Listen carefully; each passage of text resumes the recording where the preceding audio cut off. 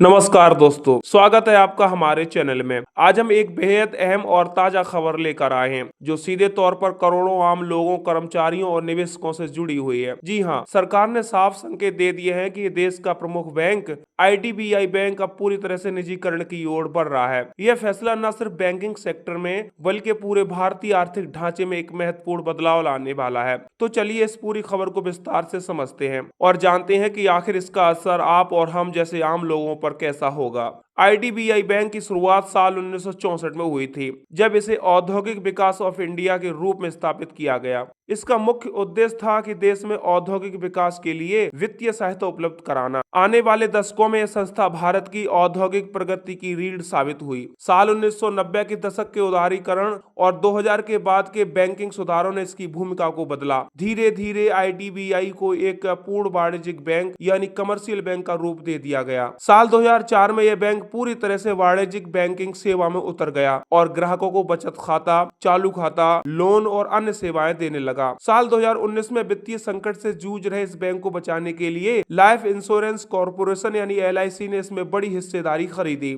LIC और भारत सरकार मिलकर इस बैंक को संभालने लगे, लेकिन अब सरकार ने साफ कर दिया है कि वह आईडीबीआई बैंक में अपनी हिस्सेदारी बेचकर इसे पूरी तरह निजी हाथों में सौंपने जा रही है। अब आपको बताते हैं सरकार का निजीकरण का फैसला क्या है। मोदी सरकार की नीति स्पष्ट है। सरकार का मानना है कि सरकार का काम कारोबार का नहीं है। इसी सोच के तहत कई सार्वजनिक उपक्रमों और बैंकों का निजीकरण करने की योजना बनाई गई है। आईडीबीआई बैंक उसमें से एक है। वित्त मंत्रालय ने अगस्त 2025 में पुष्टि की है कि आईडीबीआई बैंक का निजीकरण प्रक्रिया अपने अंतिम चरण में है और दिसंबर 2025 तक इसे पूरी तरह निजी हाथों में सौंप दिया जाएगा। सरकार और एलआईसी मिलकर अपनी 60% से अधिक हिस्सेदारी बेचने जा रहे हैं। इसके लिए कई घरेलू और विदेशी बैंकिंग कंपनियां और फंड दिलचस्पी दिखा रहे हैं। बताया जा रहा है कि 4 से 5 बड़े दावेदार शॉर्टलिस्ट कर दिए गए हैं और बातचीत अंतिम चरण में है। सरकार ने कहा है कि आईडीबीआई बैंक का निजीकरण दिसंबर 2025 तक पूरा हो जाएगा। एलआईसी और भारत सरकार दोनों अपनी हिस्सेदारी बेच देंगे। 40% से अधिक हिस्सेदारी एक प्राइवेट निवेशक या संस्था को जाएगी।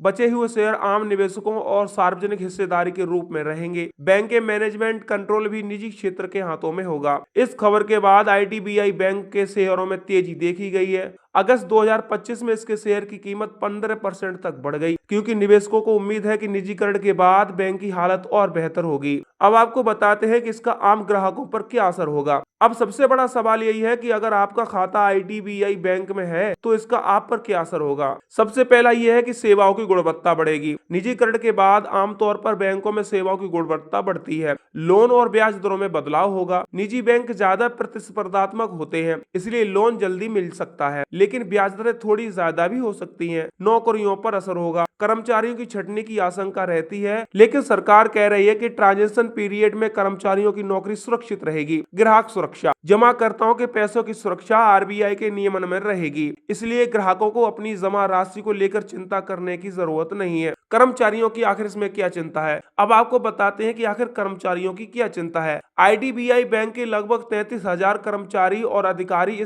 इस निजीकरण से चिंतित हैं। उन्हें डर है कि निजी मालिक आने के बाद लागत कम करने के लिए नौकरी में कटौती हो सकती है। ट्रेड यूनियनों ने पहले ही इस पर विरोध जताया है और सरकार से मांग की है कि कर्मचारियों की नौकरी की गारंटी दी जाए। अब आपको बताते हैं कि आखिर ये फैसला क्यों लिया गया। आईडीबीआई बैंक लगातार वित्तीय संकट से जूझ रहा था। बुरे कर्ज की वजह से इसकी स्थिति कमजोर हुई। सरकारी पैसे से बार बार राहत देने की बजाय सरकार इसे निजी हाथों में सौंपना चाहती है। निजी निवेश में बैंक की दक्षता और प्रतिस्पर्धा बढ़ने की उम्मीद है। अब आपको बताते हैं कि जानकार आखिर क्या कह रहे हैं। वित्तीय विशेषज्ञ मानते हैं कि यह कदम लंबे समय में ग्राहकों और बैंकिंग सेक्टर के लिए फायदेमंद होगा। निजीकरण से बैंक की कार्य प्रणाली और तकनीकी सुधार होगी, प्रतिस्पर्धा बढ़ेगी, जिससे सेवाएं और बेहतर होंगी। सरकार को बड़े पैमाने पर राजस्व मिलेगा। हालांकि कुछ विशेषज्ञ चेतावनी देते हैं कि अगर निजी मालिक केवल मुनाफा कमाने पर जोर देंगे तो ग्रामीण और गरीब ग्राहकों को नुकसान हो सकता है। दुनिया के कई देशों में सरकारी बैंकों के निजीकरण के बाद उनकी स्थिति में मजबूती हुई है, जैसे ब्रिटेन का लॉयड्स बैंक और royal bank of Scotland. America में भी कई बैंकों को निजी हाथों में सौंपा गया। भारत भी अब उसी दिशा में आगे बढ़ रहा है। अब आपको बताते हैं भविष्य की संभावना क्या हो सकती है। निजीकरण के बाद आईडीबीआई बैंक अपनी पहचान एक मजबूत प्राइवेट बैंक के रूप में बना सकता है, डिजिटल बैंकिंग और आधुनिक सेवा में तेजी ला सकता है, ग्राहकों को बेहतर अनुभव दे सकता है। सरकार को इस डील से लगभग 50,000 से लेकर 60,000 करोड़ रुपए से मिलने की उम्मीद है, जिसे वह बुनियादी ढांचे और अन्य विकास योजनाओं में लगाएगी। दोस्तों, आईडीबीआई बैंक का निजीकरण भारतीय बैंकिंग इतिहास का सबसे बड़ा मोड़ साबित होगा। दोस्तों, आईडीबीआई बैंक का निजीकरण भारतीय बैंकिंग इतिहास का सबसे बड़ा मोड़ साबित होगा। यह बैंक जो कभी औद्योगिक विकास की धुरी था, अब वह पूरी तरह निजी हाथों में जाने वाला है। सरकार का मानना है कि इससे बैंकिंग सेक्टर और मजबूत होगा, जबकि कर्मचारियों और ग्राहकों के मन में अभी भी कई सवाल हैं। तो दोस्तों, आप क्या सोचते हैं? क्या आईडीबीआई बैंक का निजीकरण आम जनता और ग्राहकों के लिए एक सही कदम है, या फिर इससे गरीबी और ग्रामीण ग्राहकों को नुकसान होगा? कमेंट सेक्शन में अपनी राय हमें जरूर दीजिए।